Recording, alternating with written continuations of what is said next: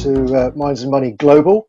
We've got a truly global panel coming up this morning, which I'll introduce in a moment. We're going to be discussing best opportunities for mining investment and growth in this new, well, still comparatively new environment that we're all getting used to.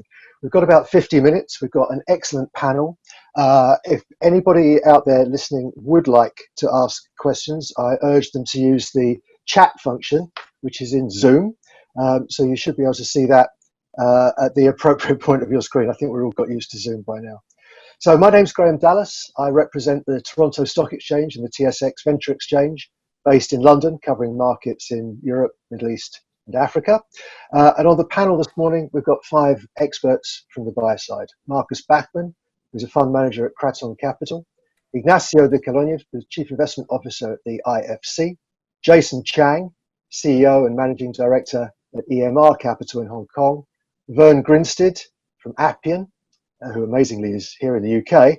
And Peter Rozenauers, who's a portfolio manager at Orion Resource Partners. The panel is in Australia, Europe, UK, South Africa.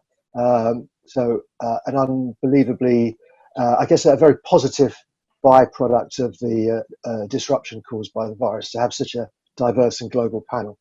I'm going to get straight into it with some questions for the panel. As I say, if you out there have questions, use the chat function to send them in and we'll see what we can do.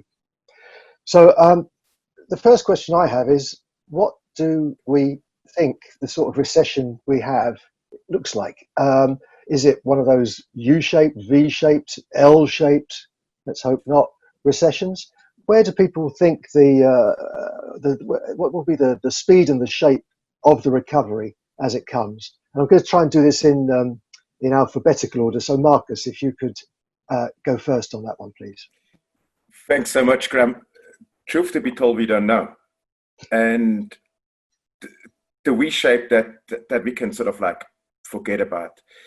And the more we look at the situation evolving, it obviously will be dictated by the virus and how fiscal policy, monetary policy, and the people kind of like react to the virus. But I think it will be a long, dragged out recovery that might last for a couple of years. And I'm kind of worried that we might have sort of parallel events that could sort of like put spanners in the wheel of that recovery, which is, for example, an insolvency crisis of a lot of small and medium-sized businesses, or also large businesses. We came into that crisis with the corporate debt at a historical peak. And I think we still look at massive, massive challenges ahead.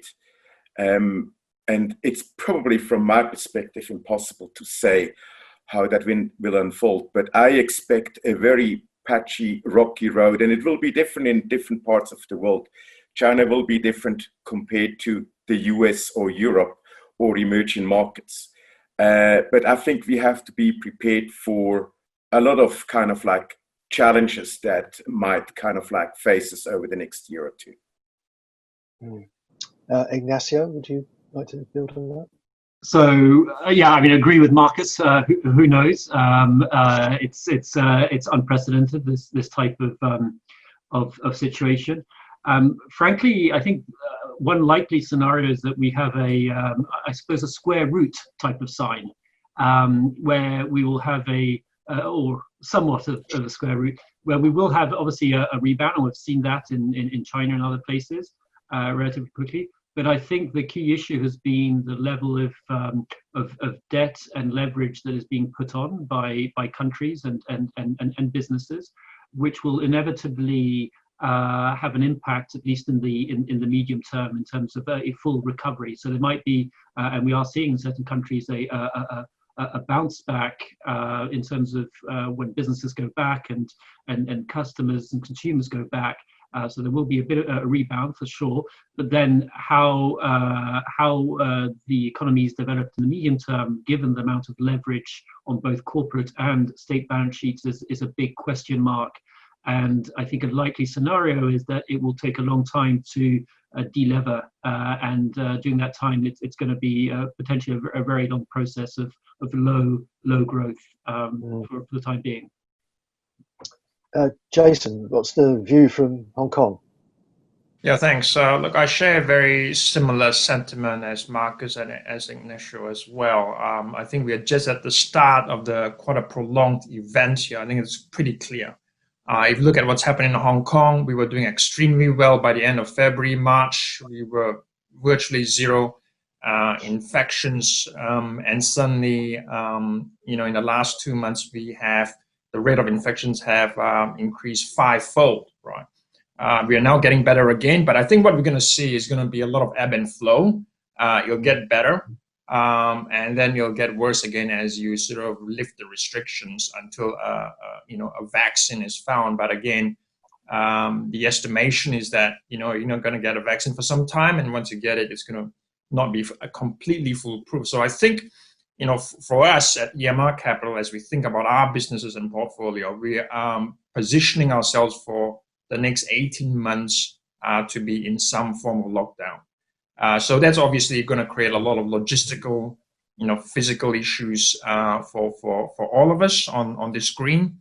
But certainly from a sort of global sort of economic position, I don't think it's going to get back to normal for some period of time. I think we're going to see quite a lot of volatility, and that obviously has all the implications that Ignacio just talked about. So I think we are planning for that sort of event, which I think we'll see across all sectors. I think from the mining perspective, we've been very, very fortunate, of course, because in most countries, mining is deemed an essential sector.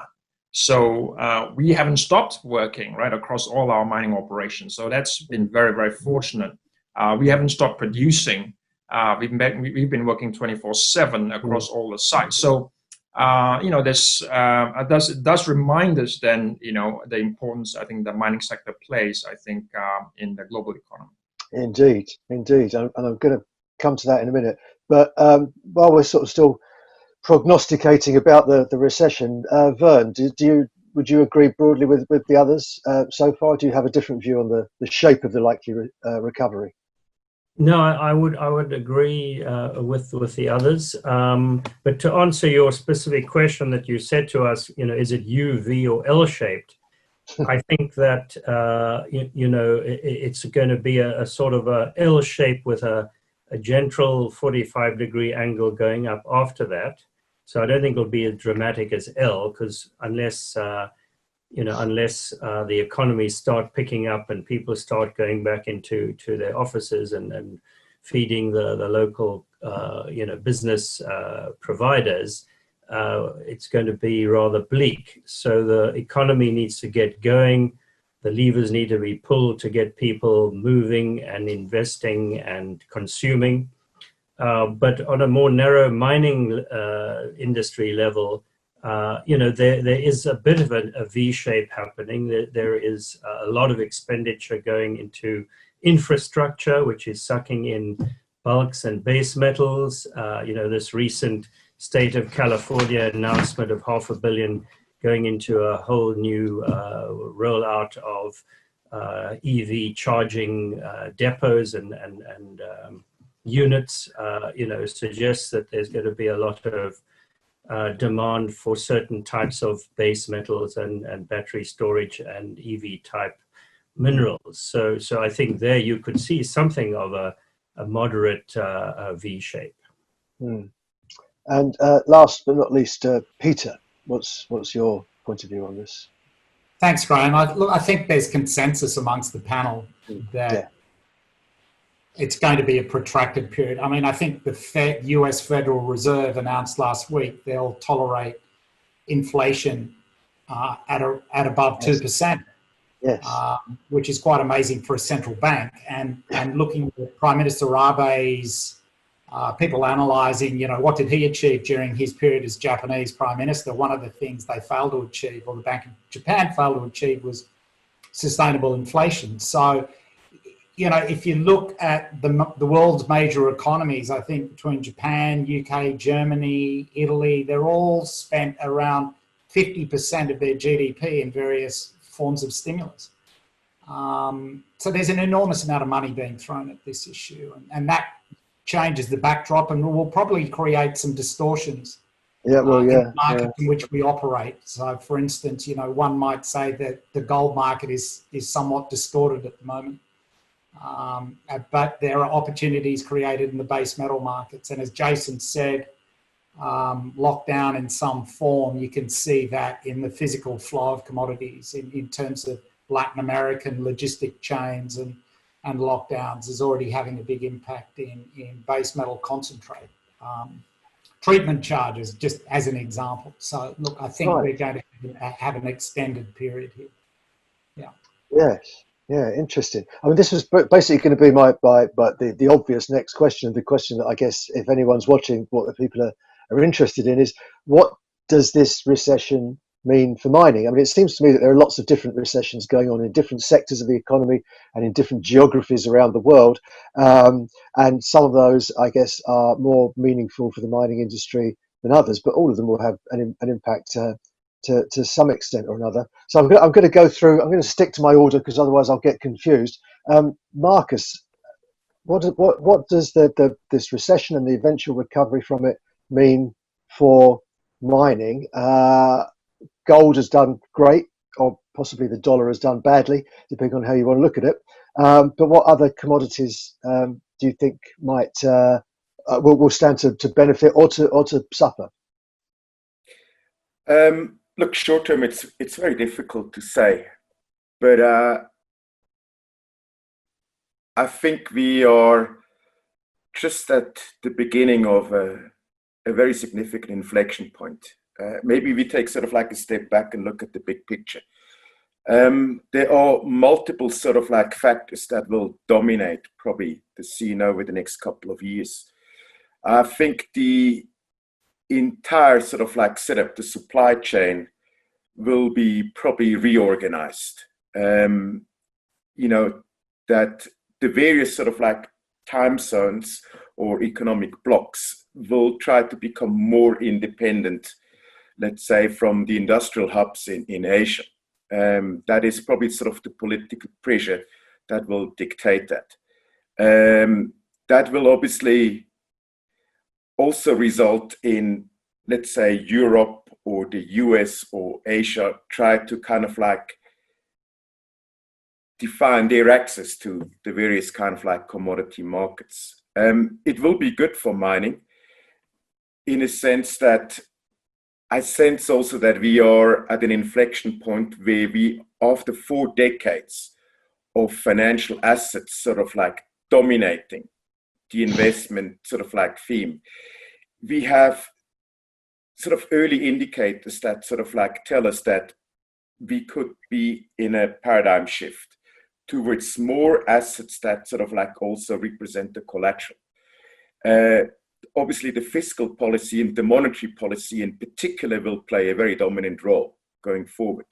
And in an environment with 0 interest rates and potentially negative yields and a lot of fiscal ammunition thrown at the problem, it might well be that we see an environment of currency debasement across the globe, the yen, the euro, the dollar, you name it, the pound. And obviously commodities will benefit from that on a relative basis. That is a scenario that we maybe should take into consideration. Plus, as Verne sort of like indicated, a lot of monetary or fiscal stimulus will be thrown at infrastructure, which is beneficial for mining as well.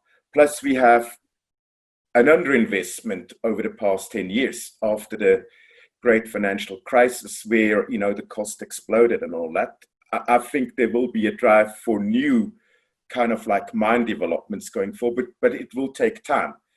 And that will be an underpin for commodity prices as well. I think it's going to be challenging, but I think we potentially could actually enter a very prolonged upcycle in commodities. And I think the various commodities will benefit. Gold will benefit as a monetary asset compared to other kind of like currencies, while base metals will benefit from the infrastructure drive, and also ESG will play a very, very important role. So by and large, let's maybe leave aside sort of like fossil energy, oil, gas, But I think base metals, even iron ore, the precious metals will probably have a very important role to play going forward. Interesting. I'm curious about this theme of focus perhaps on real assets compared to the financialization of markets over the past decades.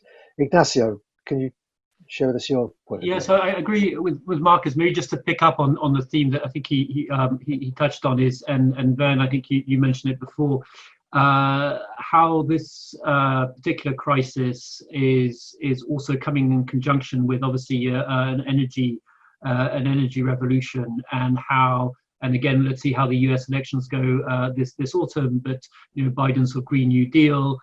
There's a lot of greater emphasis even from the consumer and retail investor side in terms of ESG matters.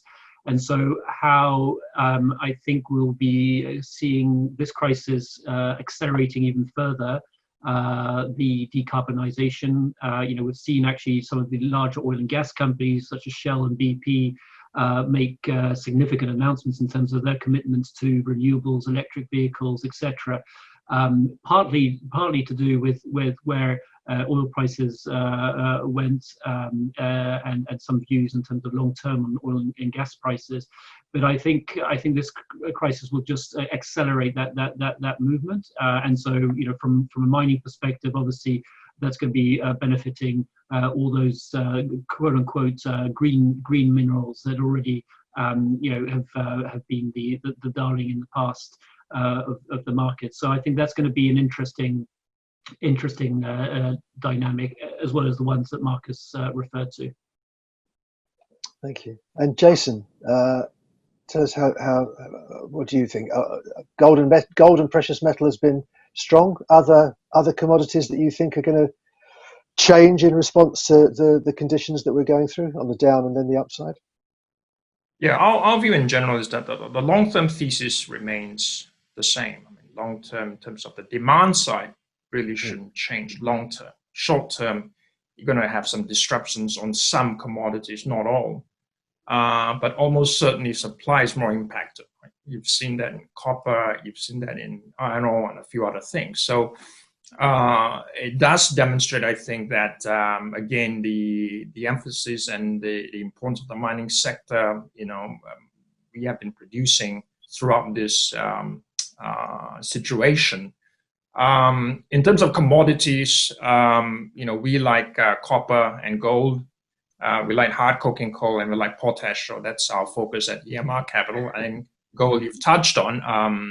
Our view is that sadly, you're going to see more volatility. You're going to see more flight to safety. You're going to see more, political instability in various parts of the world. I mean, our view is that that's not going to end in the near future. So for that reason, we think gold will perform, well for some time. And of course, it's hard to find, good gold ore bodies. Producing gold mines. Very, very difficult. So everyone's chasing the same thing. So I think Graham, gold will continue to do well, and copper, I think same reasoning. And you've seen that trade pretty well. Copper's been trading pretty well for the last few weeks, and you'll continue to trend up in our view. Again, same issue. I mean, the demand really is not going to change, and you're going to see lots of disruptions to supply even before this whole situation. It's been very difficult to get good supply on a long-term reliable basis. So this whole environment is just going to exacerbate that, and therefore copper will continue, we think, to perform extremely well. In the hard coking coal sector, the demand's been impacted quite severely by some of the markets, Japan, Korea, India in particular, because India is such a big consumer of coking coal. So I think in the short term, you're going to see demand being quite disrupted. It has been disrupted. But again, good hard coking coal is hard to find. And the best place in the world is really in the Bowen Basin. New hard coking coal mines are difficult to get new permits. So I think for that reason, they'll do well. And potash, I think we know, the world needs more food. especially in this situation. And the only way to get more productivity is through better productivity through fertilizer and potash. So we like those. I think those long terms are not going to change. But short term, I think you're going to see some disruptions in some of those commodities. That's a very specific portfolio. Thank you. I like that. Verne, anything you'd like to add to that? Yeah, no, that's an ideal portfolio. I guess one question is coal, where the big US institutional LPs are more and more sensitive to coal and fossil fuels, and coal, whether met coal or thermal. And there's quite a bit of pushback from them these days. That's almost, just a pack mentality rather than actually analyzing what that met coal does and where it goes into steel and the like. But that just is a current theme, mainly, on the East Coast and West Coast of the US among the foundations and endowments. But certainly gold is great. It's always has been an important component for any portfolio, not just a private equity one, but personal, if that was possible. And certainly, I think coal, copper and nickel, I'm personally very convinced of. Just to quote a few recent comments, world copper mine production declined by 2.2% in the first 5 months of this year. World mine production estimated decreased by 4.5% in April and 6% in May. A market deficit of 30,000 tons. Price of nickel rose highest level in 9 months. This is this week, as the pandemic tightened ore supply. And so, those base metals, I think, have a good medium-term story because of supply disruptions caused by COVID in many cases, in Chile and Peru and elsewhere. So those three are the metals that I personally quite like at the moment. Thank you. And Peter, would you agree, disagree, add anything, subtract anything from those portfolio? Look, I think as an investor, you try to build a portfolio for all seasons. So whilst everyone is in agreement for copper and gold and so on, let's not ignore some of the more fundamental commodities. PGMs, as an example, hypothetically, there's a big supply-demand imbalance in palladium that existed last year. So let's not ignore some of these fundamental products as well. I think just on your other point, what we've seen in the last few months is institutions are coming back into the mining market and really looking for exposure to what is one of the deep value forms of investing, which is mine development finance. And these institutions have probably had a bit of a disappointing time in the oil and gas market, and I'm talking about the very large institutions. However, want to retain exposure to natural resources as an investment in real assets or as an inflation hedge. It can be characterized in a number of different manners. But I think the institutional demand within the sector will remain at elevated levels, which is good news. Yeah, I think that's an interesting point, and something we're sort of beginning to see signs of in Toronto on the TSX is a sort of increased involvement, or the desire for increased involvement in the sector, in the mining sector, by, let's call them, generalist investors. Whereas for a long time the market's been dominated by specialists, or it seems like a long time to me. I've been with the TSX for 7 years. But recently we're starting to see much more evidence of generalist fund managers paying attention to the sector. I think that probably plays to what you were just saying, Peter, about this sort of focus on long-term value of natural resources as an asset class. I wonder, just to add comment on that. One more thing, Graham. If I just add one more thing. Yeah. Hang on, Peter first, then Verne. Yeah. I just add one more thing. So investors globally are looking for income, And I think that underpins why there's been such a significant increase in streaming companies. I mean, if you look at royalty in streaming companies, how many have listed in the last 6 months? You know, there's been a tremendous number, not only in the precious metal space, but also in the in industrial material space or base metal space. So I think that's very interesting.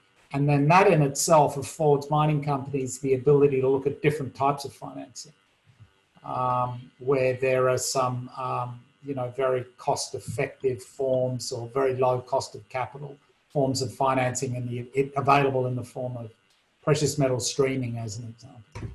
So, you know, there are a number of different dynamics here. Interesting. Verne, sorry, you wanted to add something. Yeah, sorry for interrupting. No, I just to continue that theme of generalists getting involved alongside the specialists, and maybe that's partly because gold has been on such a wonderful run lately, and so they've all jumped on board the equities or the ETFs or whatever they can get their hands on, including you know, royalty and streaming companies trying to do more, getting more gold exposure.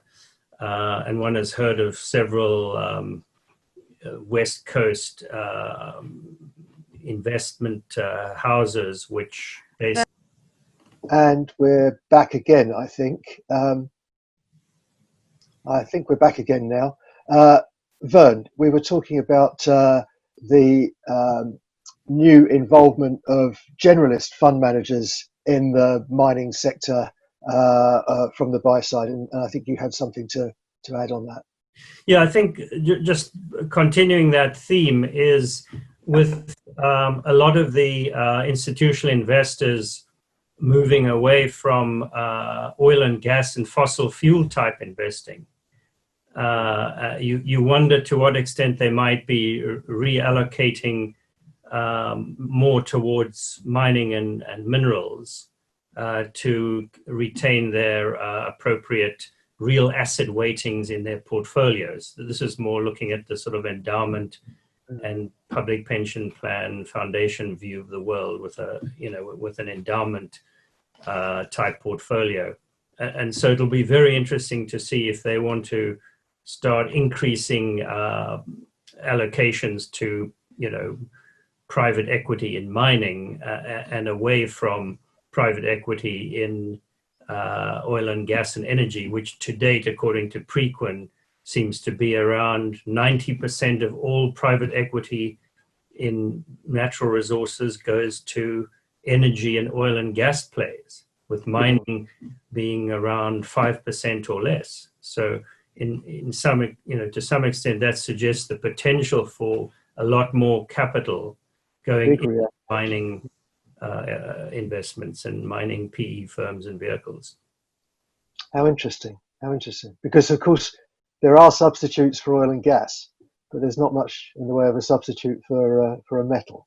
Yeah, you can't do without. I mean, to me, the magic selling point for mining and metals in this modern world that we live in, where there's a huge sensitivity to the impact on the planet and climate, is that, you know, 75% of your iPhone or whatever brand you use comes out of the ground.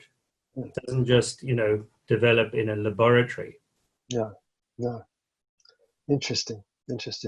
I've got a couple more questions. I don't know whether we're going to get anything from the audience, but I think we can keep ourselves busy. Like you, like Verne, I'm based in the UK, and up until 9 months ago, we were all worried about something called Brexit, and then the virus came along, and we started worrying about the virus rather than worrying about Brexit. What I would like to ask you, gentlemen, is we've been talking about the impact of the virus. So it's created a recession. We're wondering about what shape the recovery will be and what the impact of that is. But perhaps there are sort of bigger themes that would be impacting the mining industry, the mining sector, and the investment theses that are relevant to it. The two that I can think of, unsurprisingly, one is what is going to happen between China and the United States, the biggest trading relationship the world has ever seen. Where's that going? And the other, of course, is climate change. So I guess these are longer term themes, but I'd like to put these out there as well. We're supposed to be looking at where are the best opportunities for my investment in mining, and I think these are perhaps even more important than the virus, which, however long it takes, will be a thing that comes and I believe goes in due course. So again, going in my alphabetical order, Markus, if we can start with the China-US situation, what do you think the impact of that is likely to be on the sector and where we look for best opportunities? It's a difficult one. Good. You put me on the spot here. I think we are already in a Cold War situation. That's the reality. And probably also Jason is far more competent to talk about it than me. I also think whoever wins the race for the White House in November, I fear that the approach towards China is not going to change a heck of a lot. What it will mean is that we're going to see a scramble for resources and influence. I mean, I'm based in Africa and I see the Chinese presence being very dominant from South Africa, but also then Zimbabwe, Zambia, the DRC, etc. You name it, all over. And Europe and the US will have to react to some extent to actually secure their access to those resources. That will be very interesting to see how that is going to play out. And I think there will be lots of tensions on the way. From that perspective, that should obviously also kind of increase the price of good assets in politically secure domiciles with sort of like the right economics of scale. But I think the next 5 to 10 years will be very, very telling. But I see mining actually going forward in an interesting, if not sweet spot. And it's also, you compare always, how does mining compare with your alternatives? For example, what else is available for the general investors that is attractive, potentially has a yield, is not overly impacted by COVID and the economic outlook over the next few years. And mining actually stands quite favorable compared to many other sectors.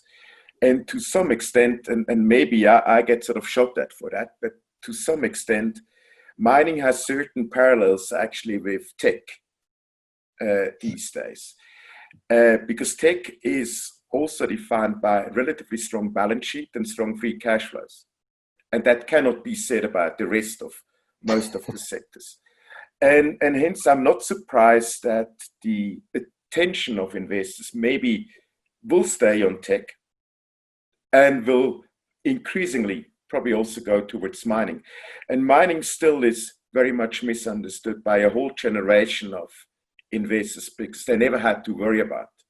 It was, apart from a period between 2002 and 2009 to 11 maybe, it was by and large regarded as a dog's breakfast.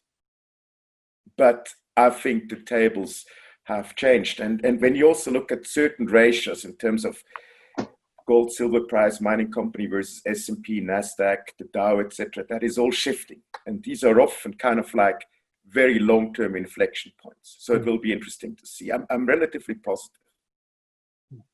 Ignacio, can I ask for your comments on this? The great trade shift between China and the United States. Yeah, and perhaps I think it's China and Europe as well.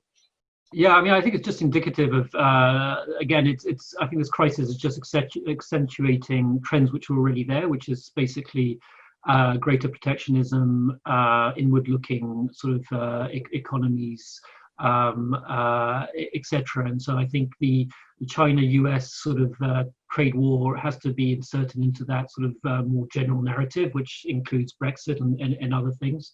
I do agree with Markus that regardless of what happens in November in the US, it will continue to be a key topic because, again, it is, I think, a more general trend.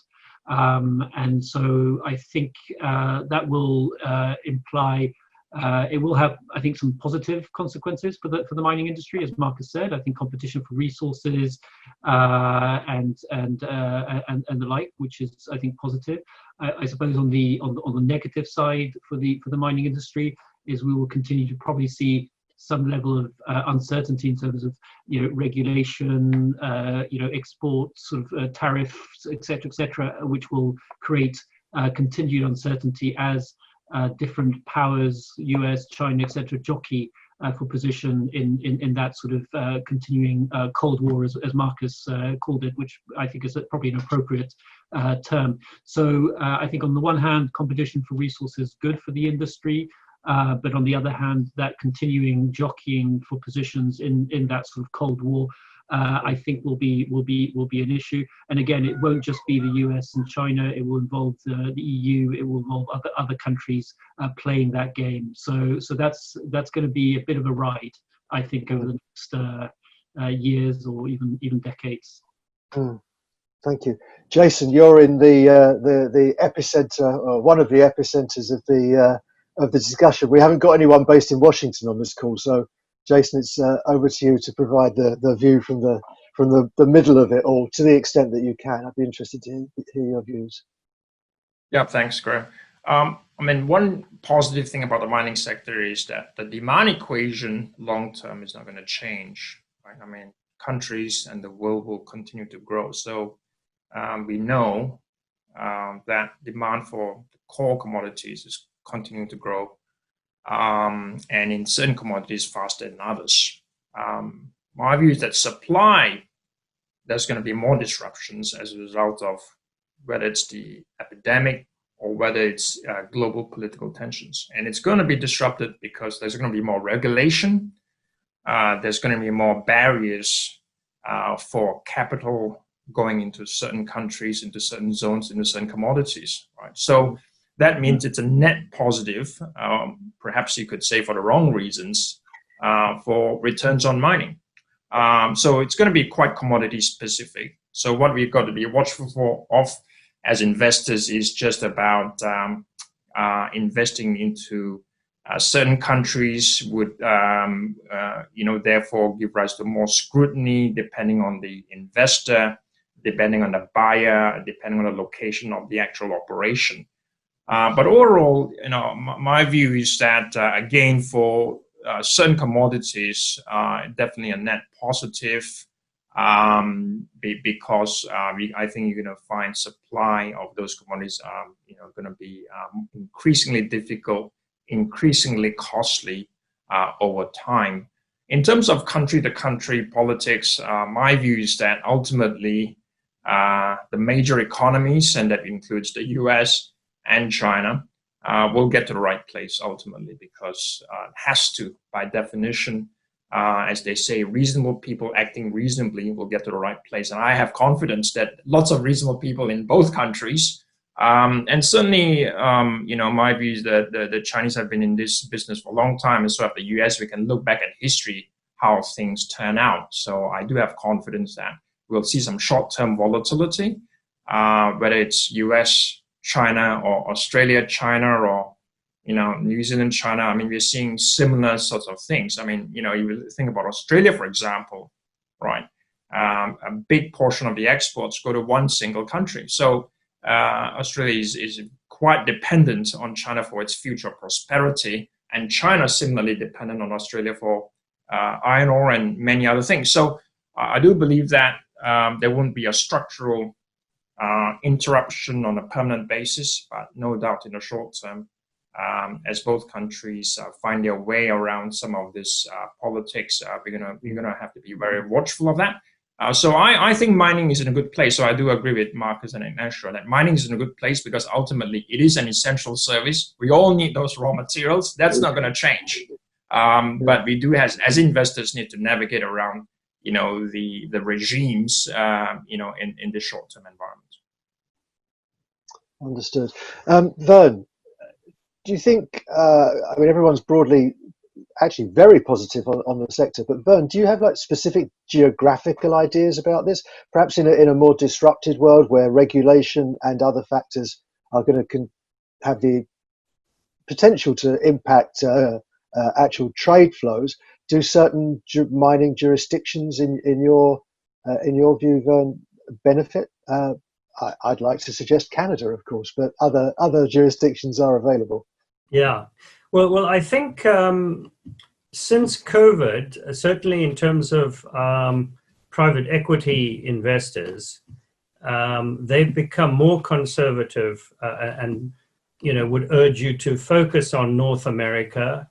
Everyone loves Canada, Australia, everyone loves Australia, but they're all very picked over, and it's not easy to find assets at decent prices with upside, without a lot of competition coming in for them. But so North America, selected South America, Europe, although there's not a lot available in Europe, and then Australia seem to be the current conservative view of the world preferences geographically. But, where do you get cobalt? It's in the DRC in Russia. Where do you get palladium and platinum? It's in South Africa, neither of which are on any major buy lists, by the way. Where do you get rare earths, ND and PD? It's 90+% comes from and is consumed in China. The US has run down its strategic stockpile of rare earths. So the world is actually very interconnected, I think. And, I personally don't regard the Cold War, quote unquote, statement as I don't view there being a Cold War. There's certainly economic and semi-mercantilist saber rattling. And there's also an election coming up in November. And so, I would agree with Jason that things will get sorted out, and then at the end of the day, money counts, and when you need commodities, you have to pay for them, and they will be provided. So I see it as a much more interconnected world, and that's in terms of investment targeting. You could have a more conservative portfolio geographically, which will please and be acceptable to classic public sector pension plans and university endowments. But there will be other sources of capital who want more risk, who want countries that are less, well, shall we say, higher risk countries, but where returns can be equally higher. Yes. So it's a case of, what are your investor base? What do they want to get exposure to? Yes. Yeah. Interesting. We've got precisely 6 minutes left. So I'm going to go through the list quickly again with starting off with Markus. A ridiculous thing, really, but the factors that we've talked about so far in terms of the virus, in terms of the developing global trade situation, I'll ask each of you in turn to be brief. Has your investment outlook and strategy changed, or are you basically continuing the approach and the overall view that you had before, maybe with some small tweaks? So, Markus, if I could ask you first, has your overall strategy changed, or are you still sticking with it? Depending on the starting point, of course. But I think COVID for me is a generational inflection point, or multi-generational inflection point.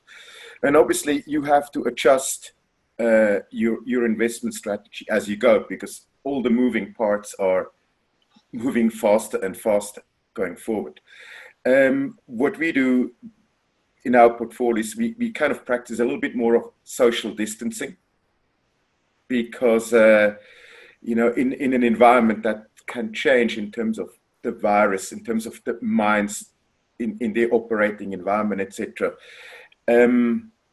that you want to spread the risk. Aussie is obviously a very safe bet, but there are many other interesting domiciles as well, and the focus remains for the time being. There is a love and a preference for obviously precious metals at the moment, but with a very, very kind of focus also on the base metals and on anything battery related, etc., ESG related. So in a nutshell, back to you, Graham. Ignacio, has the IFC changed its investment thesis or outlook or strategy as a result of events this year, or are the long-term trends really just all that you pay attention to? So not really. I mean, we look long term. So we're looking at 10, 15-year horizons in terms of our investment horizons. I think, despite all the positives that we've discussed in terms of the positives for the mining sector, we feel it's going to be a lot of choppy waters in between and a lot of ups and downs. And therefore, our strategy, which has always been to partner on sort of tier one assets with some of the deep-pocketed investors who can withstand some of those choppy waters, that strategy is still very much there. I think we're continuing to put a bigger emphasis on everything to do with sort of climate change and these types of matters. But that's just a continuation of what we were doing before. So and in terms of geography, still very much focused on emerging markets. I think the one thing that we do have to be mindful of is given again where some governments have got to in terms of leverage ratios. We could expect in the years to come some resource nationalism coming from that. So I think we're looking at the macros of the country to just assess the risk there, because that risk will start emerging in the next few years as people governments get squeezed on the fiscal side and looking for additional revenues. So particularly on emerging markets. Probably a whole new panel session on that one. Jason, if I could ask you for 30 seconds, really. Thank you. Our investment thesis. Our investment thesis hasn't changed, but now what we're focused on is things will take longer, it will cost more, supply will get disrupted. So which means in any investment we make, we need to have more room and more margin for time and cost. And hence, to Ignacio's point, you want to focus on tier one, high quality, world-class assets as much as you can, and actually budget for longer and more expensive. That's how we're going to be thinking about this for the next few years. We've got 2 minutes left. Verne, you've got one of them. I wouldn't comment on any new portfolio targeting changes, other than to note that ESG has become much more prominent in the minds of investors. And whether that causes PE funds to focus more on, potash fertilizers or battery EV type materials, probably is what's going to happen. No further comment. Peter, you get to close us out with your. Okay. I think I mentioned before, investors, give private equity funds for 7, 8, 9 years, etc. So. Yeah. We're building a portfolio for all seasons, so we need to be dynamic within that. So this event, no one foresaw it. Is it interrupting what we're doing? No. Can we take advantage of it? Yes. Yeah. That's the best way to realize. Thank you very, very much, everybody. I think we could have kept going for quite a lot longer. There's things that we didn't talk about at all. The subject of leverage at the country level, resource nationalism, ESG specifically. But I'm sure other panels will be looking at that. I hope everybody's had an interesting 50 minutes with us. I think all the panelists are contactable through the platform from Minds and Money. So thank you again for the organisers, and look forward to the rest of the event. Thank you.